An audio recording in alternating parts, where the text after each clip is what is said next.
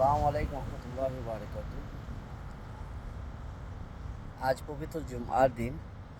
পবিত্র জুমা উপলক্ষে সবাইকে জানান আন্তরিক শুভেচ্ছা ও অভিনন্দন। আলহামদুলিল্লাহ, বর্তমানে আমি কাতারে অবস্থান করছি। 5 দিন হয়েছে আজকে।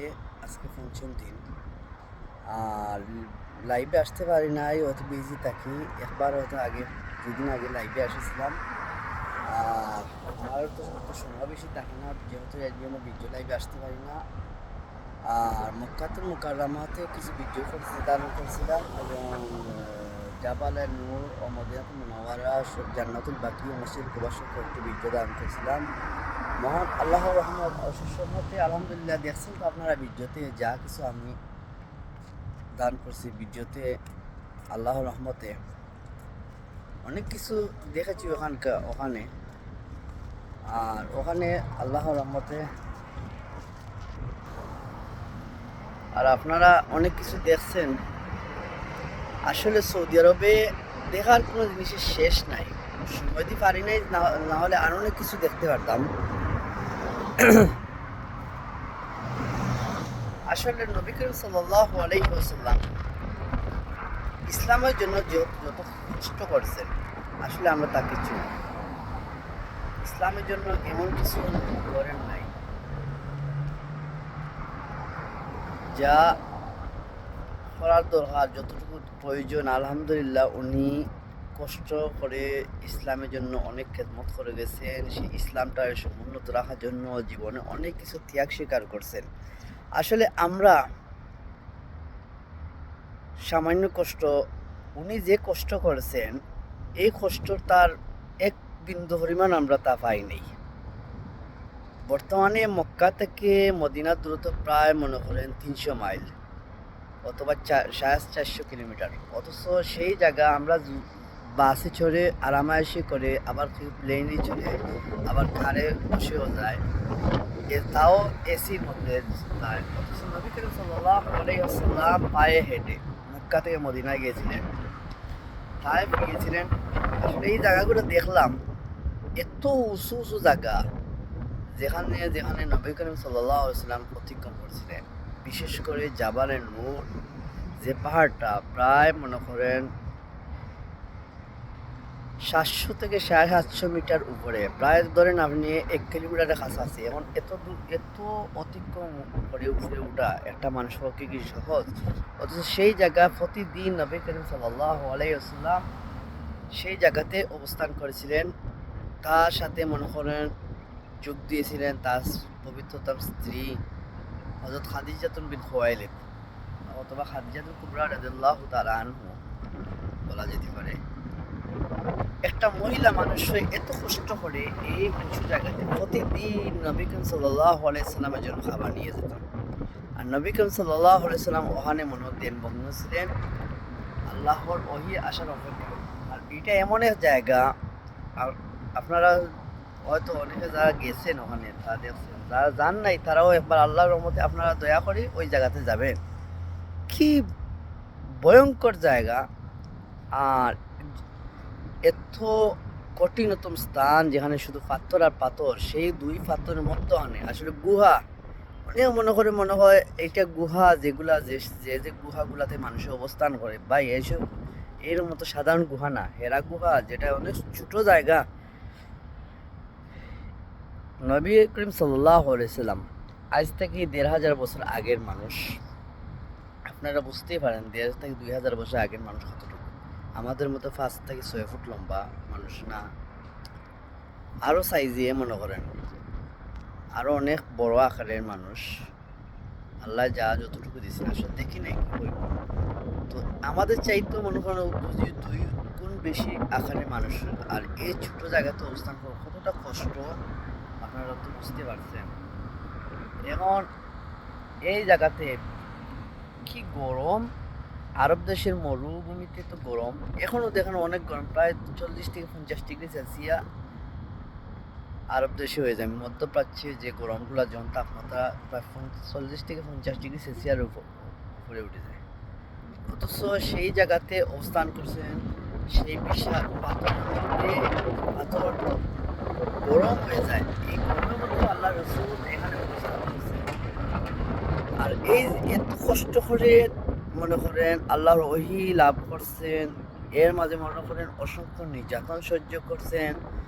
এখন অসংখ্য নির্যাতন, কাফিরদের অসংখ্য জুলুম নির্যাতন সহ্য করে হইল ইসলামকে ধরে রাখছেন নবী করিম সাল্লাল্লাহু আলাইহি সাল্লাম এবং সাহাবায়ে কেরামগণ। এত কষ্ট করার পরে মনে করেন সেই ইসলামকে সমর্থন করছেন, অথচ আমরা সেই ইসলামের দ্বারা পড়া ভুলে গেছি, আমাদের ঐক্য নষ্ট হয়ে গেছে, আমরা এই ইসলাম সম্বন্ধে জানি না এবং জানতেও চাই না। আল্লাহ সবাইকে বুঝ দান করুন। তো আমার কিছু কথা আছে যে বর্তমানে কাতার থেকে যারা উমরাতে যাইবেন, আমি কিছু কয়েকটা পরামর্শ আপনাদেরকে দিতেছি। বর্তমানে আমি আছি কাতারের আল মামুরাতে। আপনি দেখেন এই মামুরা রোড, এটা মেইন রোড না, মেইন রোড আরও সামনে গেলে পাইবেন। আমি ওই দিকে আসছি, এখন রুমের দিকে রওনা দিছি। আজকে যেহেতু শুক্রবার, তো আজকে আমার ডিউটি নাই, এই সুযোগ মনে করেন কিছু ভিডিও দান করে নিতেছি। আর উমরার বিষয়ে কিছু পরামর্শ আছে আমার, আপনারা এগুলো ফলো করবেন। যারা উমরাতে যাইতেছেন,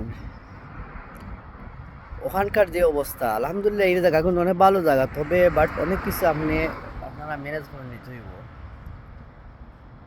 এখানে আপনি চাইলেও কিন্তু ফাঁক করে খাইতে পারবেন না, যেহেতু এখানে হোটেলে সম্পূর্ণ আপনি রেস্টুরেন্টে কিনে খাইতে হইব। এমনকি পানিটা পর্যন্ত কাতারে যেভাবে অনেক সময় রেস্টুরেন্টে পানি কিনে খাইতে হয় না, রেস্টুরেন্টে অনেক সময় জগে রিফ্রেশিং করা ওয়াটার, যেগুলো মনে করেন ফিল্টারিং করা ওয়াটারগুলো ওরা রেডি রাখে যাতে সবার সুবিধার্থে। কিন্তু সৌদিতে এগুলো পাবেন না। আপনি দেখবেন সৌদির বর্তমানে বেসিন করাতে গেলে পানি লবণাক্ত, আপনি এই পানি তো খাইতেও পারেন, দিলেও তো আপনি খাইতে পারেন না, আর ওরা পানিগুলো দিবে না। আর বিশেষ করে মক্কা এরিয়াতে যেসব রেস্টুরেন্টগুলো আছে, পানি তো আপনি কিনে খাইতে হইব এবং তার সাথে দাম, এর বাদে মনে করেন ঠান্ডা পানি, দেখেন কতটুকু সমস্যা সৃষ্টি হতে পারে। তো এই জন্য একটা জিনিস খেয়াল করবেন ভাই, শারীরিক অবস্থা সবার যে সুস্থ থাকতে পারবেন কি গ্যারেন্টি আছে? ওখানে গিয়া মনে করেন শুধু আমি না, আরও অনেক মানুষ দেখা গেছে অনেক সময় ঠান্ডা পানি বাট খাওয়ার কারণে বা ওখানকার এসি ঠান্ডা হাওয়া লাগিয়ে গেছে, বিভিন্ন কারণে অনেক মানুষ শারীরিকভাবে অসুস্থ হয়ে পড়ছে, যেমন সর্দি খাসি এগুলো লেগেই থাকে। আর দ্বিতীয় নম্বর, অনেক সময় মাঝে মাঝে এখানে বৃষ্টিপাত হয়, যদিও অন্যান্য জায়গাতে বৃষ্টিপাত হোক আর না হোক, কিন্তু মক্কাতে আপনার বৃষ্টিপাত হবেই। একদিন পরে পরে না হইলেও বা দুদিন পরে হলেও এটা বৃষ্টিপাত হবে। আমার ভাগ্য মনে করেন পড়ে গেছে, আর বৃষ্টিপাতের সামনে পড়ে গেছি। এক তো মনে করেন এহরাম বাদা উমরা করার পরে হঠাৎ করে বৃষ্টি চলে আইছে মনে করেন, আর বৃষ্টিটা মাথা লেগেছে, একটু সর্দি জ্বরে আক্রান্ত হয়ে গেছিলাম। যাই হোক, আলহামদুলিল্লাহ এখন সুস্থ আছি, কোনো সমস্যা নাই। তো এই জিনিসটা আপনারা খেয়াল করবেন যে যাওয়ার সময় গরম পানি যে হিটার বা ছোটো ইলেকট্রনিক মগ সব যাতে কিনতে নাও পাইতে পারেন, যদি পাইতে পারলে ভালো। আর যেটা রিচার্জেবল যেটা, এটা হলে আরও সহজে। আর যদি নাও থাকে তাহলে আপনারা ইলেকট্রনিক মগ মানে বা হিটার যেটা একটু বড় সাইজে, যেটা 1 লিটারই বা 1.5 লিটারই এরকম আছে, এগুলো কাতারে মনে করেন 30-40 রিয়ালে কিনতে পাবেন। এরকম একটা কিনে নিয়ে যাবেন। ওখানে আবার দাম, যেখানে 30-40 রিয়াল কাতারে, আমি ওইটা একটু দামও বেশি, তবে হারামাইন শরীফের কাছে আসার দোকানগুলোতে অনেক দাম, 60-70 রিয়াল, 80 রিয়াল কি 100 রিয়াল হইতে পারে। এখন ভাই হয়তো এমন হইতে পারে আপনার কাছে পর্যাপ্ত পরিমাণ টাকা নেই। আর দ্বিতীয় নম্বর, এখানে খাবার আপনি কিনে খাইতে হইব। আপনারা এটা লক্ষ্য রাখবেন, যারা বিশেষ করে যারা বাঙালি ভাইয়েরা বাংলাদেশি খাবার প্রতি আকৃষ্ট হয়ে যান ভাই, ওখানে বাংলাদেশি খাবার এবং ভাত খাওয়ার চিন্তা ভুলে যান।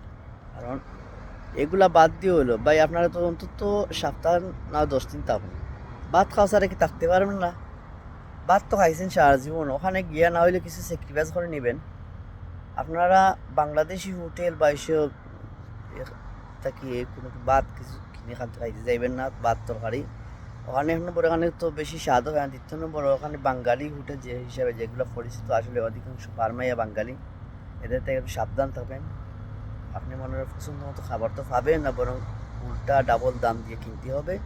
খাবার ভাই নষ্ট করতে, আপনি নষ্ট করতে চাইলে না চাইলেও কিন্তু আপনাদেরকে বাধ্য করবে, ওরা নষ্ট করতে চাইবে।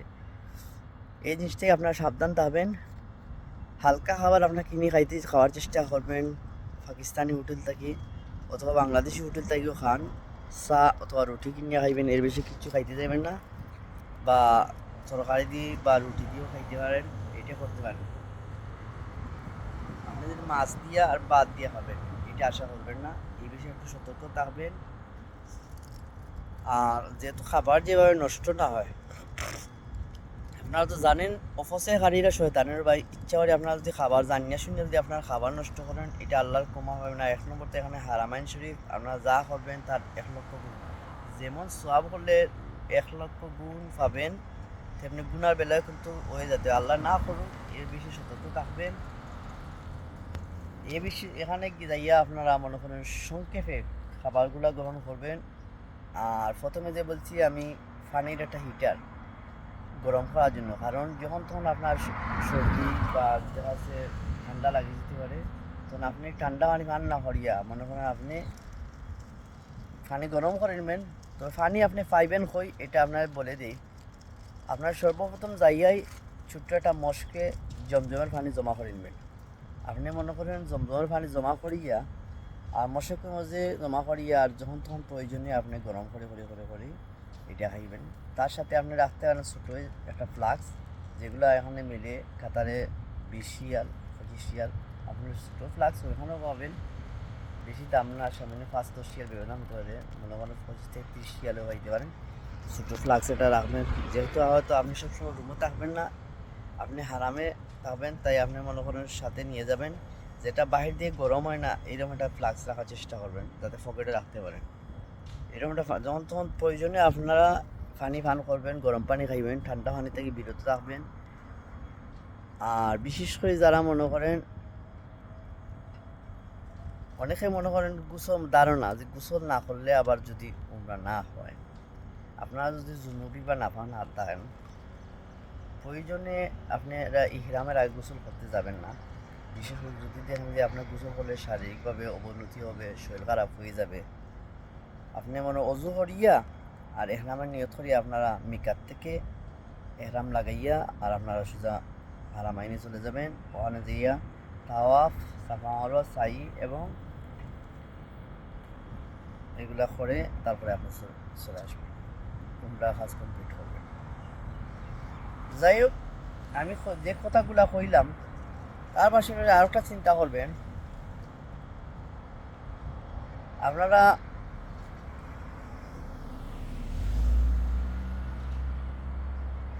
ঠান্ডা থেকে বিশেষ করে আপনারা সতর্ক থাকবেন, যেহেতু এখানকার রুমে এসি হাওয়াগুলা, যেহেতু রুম ছোটো আর এসি প্রায় 2 টনারও বেশি, এসিগুলা স্পিড এসিগুলা সরাসরি আপনার শরীরে আক্রান্ত হবে। এর জন্য আরেকটা কিছু কাজ করতে পারেন, আপনারা সাথে প্যারাসিটামল অথবা অ্যান্টিবায়োটিক ওষুধগুলো, যেগুলো শরীরে ব্যথার জন্য কার্যকরী, এইসব ওষুধ কাটাতে নিয়ে যান। সৌদি থেকে আপনি ভালো সুবিধা মতো ওষুধ নাও পাইতে পারেন, আর পাইলেও ওষুধে অনেক দাম পাই। এই জন্য আপনারা কাতার থেকে ওষুধ কিনে নিয়ে যাবেন। কাতারে যে প্যারাসিটামল যে যে ওষুধ, এটা তো প্যানাডল, যে সবাই জানেন, প্যানাডল এক্সট্রা যেটা, এটা নিয়ে যাবেন। এবং তার সাথে আপনারা নিতে পারেন ফ্লুডেক্স নামে বর্তমানে 7 রিয়াল, আগে যেটা 4 রিয়াল ছিল, এটা বর্তমানে 7 রিয়াল। এই ফ্লুডেক্স এই ওষুধটা নিয়ে যাবেন সাথে। সর্দির জন্য কার্যকরী, সর্দি এবং কাশি, যেগুলো মনে করেন আপনার যদি সর্দি পানি নাক দিয়ে পানি পড়তেছে এরকম যদি হয়, তাইলে আপনারা এটার জন্য কার্যকরী আছে। তার সাথে মনে করেন গ্যাস্ট্রিক অ্যালার্জির ওষুধ নিয়ে দিতে পারেন তাহলে। তখন মনে করেন সবসময় আপনারা ইউজ করার প্রয়োজন নেই। যখন আপনার শারীরিক একটু অসুবিধা দেখা দিতেছে, তখন সাথে আপনারা এই ওষুধটা সেবন করে এলেন, আপনারা দেখুন আর কোনো সমস্যা, একটু রেস্ট করে এলেন, তারপরে দেখুন আর কোনো সমস্যা হবে না। এভাবে যদি সতর্ক করতে থাকতে পারেন, কিছু স্যাক্রিফাইস করতে পারেন, তাইলে আপনাদের উমরা পালনে কোনো অসুবিধা হবে না। আল্লাহর রহমতে অসংখ্য লাখ লাখ শুক্রিয়া। আর আমি যে কথা বললাম, এটা মন দিয়ে শুনবেন। আল্লাহ আমাদেরকে সবাইকে বোঝার তৌফিক দান করুন। ওয়া আখিরু দাওয়ানা আলহামদুলিল্লাহি রাব্বিল আলামিন।